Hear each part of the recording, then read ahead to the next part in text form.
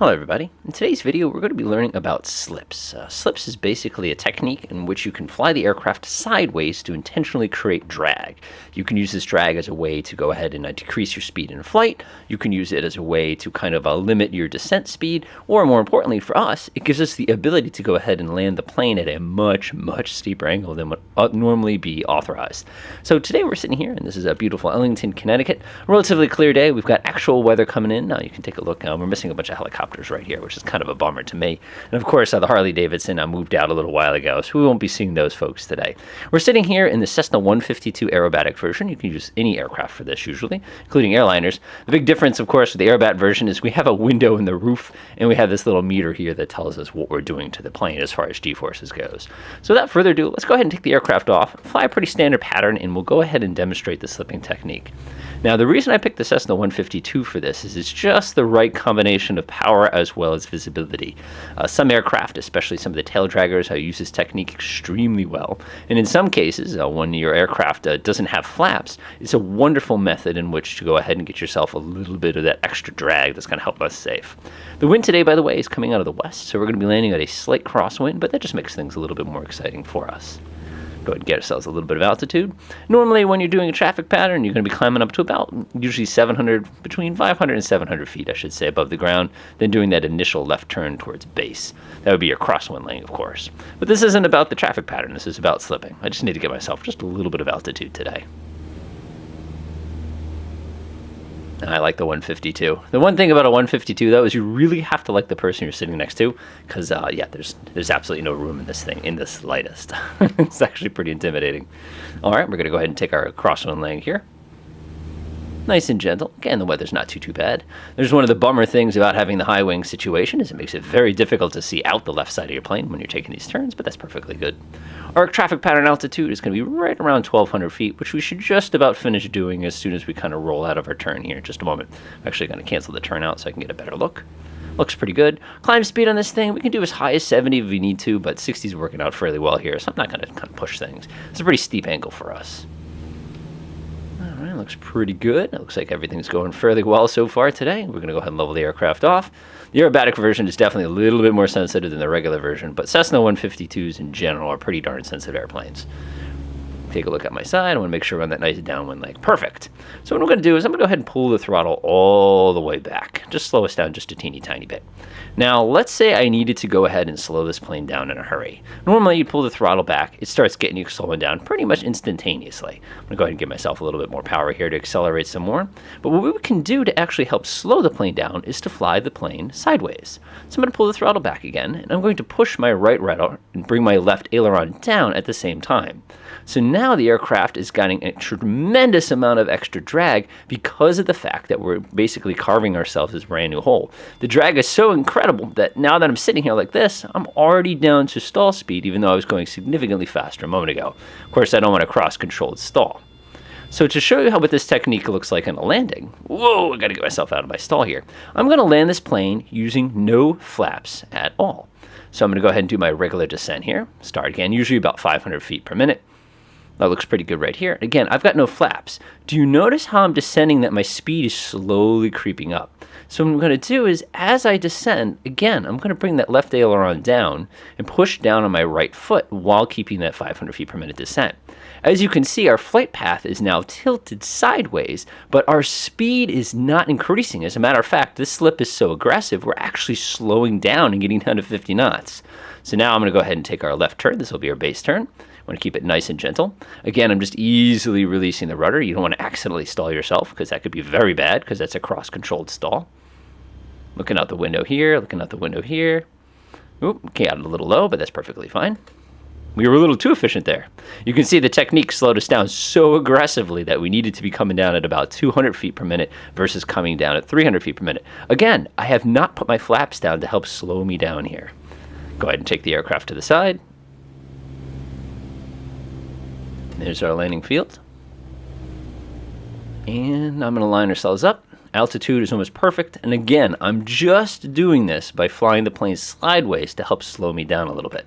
You can see that. Now, in the real world, this is a great technique to lose altitude with the minimum amount of distance, because you could basically drop the aircraft down to almost no speed at all, and then basically fall out of the sky like an elevator going downwards. It works extremely well. Again, no flaps to help slow me down here, and I'm actually going so slow I'm going to have to cancel out some of that slip in order to safely get this plane down on the ground.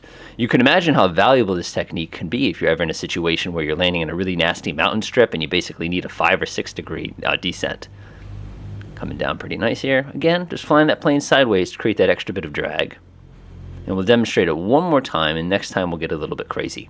So one of the challenges of slipping is when you are ready to land the plane is getting rid of that slip angle.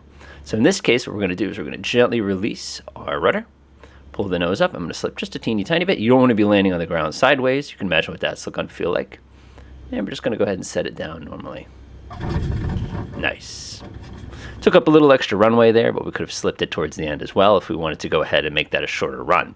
So now what I'm going to do is I'm going to go ahead and turn the plane around. And we're going to use a very non-standard technique. We're going to go ahead and take off at full power. Remember, we have a crosswind today, so I'm not worried about the direction of the wind during my takeoff. And this time what we're going to do is use the same exact technique. However, we're going to mix it up a little bit by putting the flaps in. Normally, when you're slipping the plane, you have to be very cautious with flaps because when you couple all that extra drag you're creating with the plane with some flaps, you run the risk of basically creating a massive amount of turbulence, which is going to buffet the aircraft very, very badly. So you want to be very, very cautious with that. A lot of aircraft, the Cessna 172 being kind of my prime example that I usually pick for this particular process, has a really, really big problem if once you've exceeded 20 degrees of flaps. In the real world, you're really going to be bounced around badly as you start to come down landing the airplane itself. Another thing worth noting too is if you're in a giant airliner, generally the passengers don't appreciate the plane flying sideways. That's just kind of a general piece of advice, but there's nothing telling you can't. There was actually an interesting case a few years back where an aircraft had run out of fuel in mid-flight, and the pilot was actually able to slip an entire airliner by flying it sideways in order to create the extra bit of drag so that they could safely land on a much, much shorter runway than they're supposed to be landing on. So we'll do the technique one more time, but this time we'll bring the flaps in, and I'll show you just how slow you can get this plane going using this technique. Keep in mind, by the way, when you're learning this technique, you want to be able to be very, very quick with stall recovery. If you do a cross-controlled stall, you have a very high probability of spinning the aircraft, so you want to be very, very cautious with that. But again, it's something you're going to get more comfortable with as you get practice with it. Again, the greater the slip angle, the more drag you create. The less the slip angle, obviously the opposite. You can actually basically control your speed just by alternating your slip angle the entire time.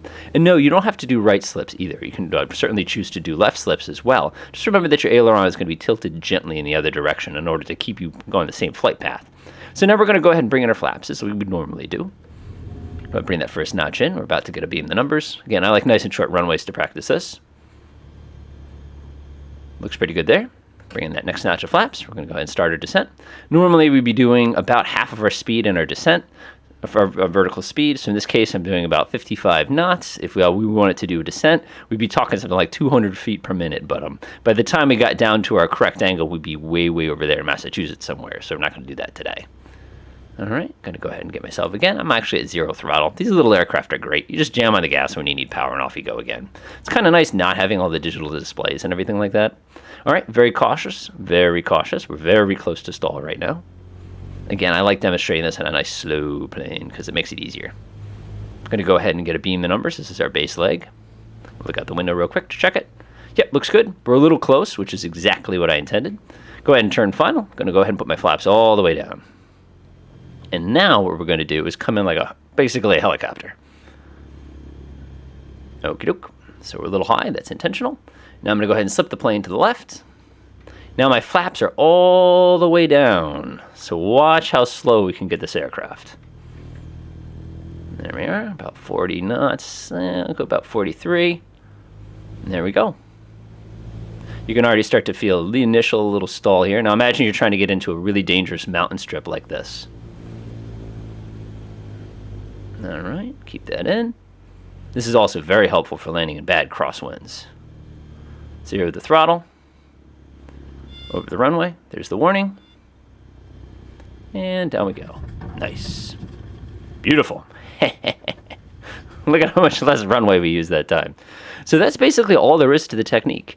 The best technique that I use is, like I said, if you need to descend in a hurry to like get out of some airspace or something like that, just go ahead and push that rudder all the way in that one direction, and you can go ahead and guide the thing down very, very aggressively with all that extra drag. It's basically a poor man's speed brake. And again, it works pretty well in lieu of having flaps. If you are going to be bringing flaps in, don't forget that some aircraft are not rated to be doing slips with flaps. If you do that, you run the risk of, like I said, extreme buffeting, at least in the real world. And also in the real world, which we don't experience in the simulator, which is kind of a bummer, is it's a lot of exercise to push that rudder pedal down that far in the real planes, and it's kind of a bummer your pilot doesn't tire out. I guess it's not a bummer your pilot doesn't tire out. Without that, enjoy.